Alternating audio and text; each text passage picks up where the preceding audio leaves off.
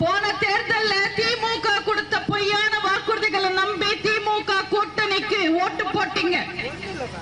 வெங்கடேஷ் என்றவரை இந்த தொகுதியில எம்பிக்கு ஜெயிச்சாரு 2019. ஜெயிச்சவரு அதுக்கப்புறம் வந்து மக்களை பார்த்தாரா? மக்களுக்கு ஏதாவது செஞ்சிருக்காரா? தொகுதிக்கு பிரச்சாரம் வந்த வெங்கடேஷன் சொல்றாரா, நாடாளுமன்றத்தில் நான் 5 வருஷத்துல 256 கேள்வி கேட்டேன்.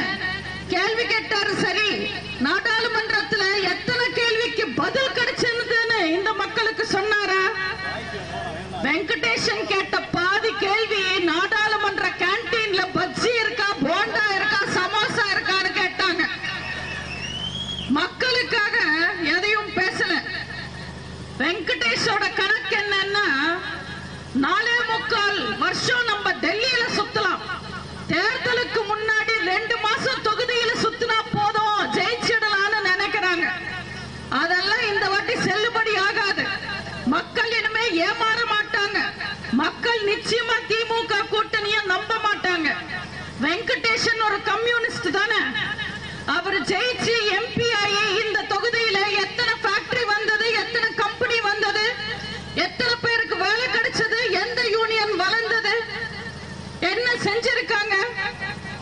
எதுவுமே செய்யல. பொதுவா தேர்தல் வந்தா ஸ்டாலினும் உதயநிதியும் தான் கதையா விட்டு உருட்டுவாங்க. இந்த வெங்கடேஷனோட பொழப்பே கதை எழுதுறது தான். அவங்களோட சேர்த்து இவங்களும் கதையா விடுவாங்க.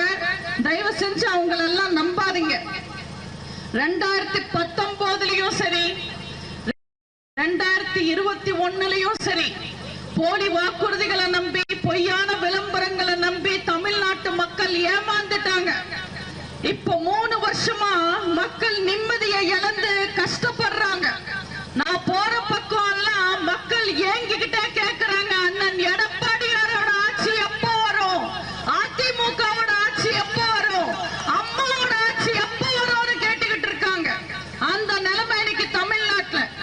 ஆனா நல்லவங்க ஜெயிக்க கூடாதுன்றதுக்காக நிறைய பேர் முயற்சி பண்ணுவாங்க. உங்களுக்கு தெரியும், மக்களை ஏமாத்துறதுக்காக, சுயநலத்துக்காக, வாரிசுகளுக்காக கூட்டணி அமைச்சுப்பாங்க. அதே மாதிரி திமுக கூட்டணி அமைஞ்சிருக்கு, பாஜக கூட்டணி அமைஞ்சிருக்கு.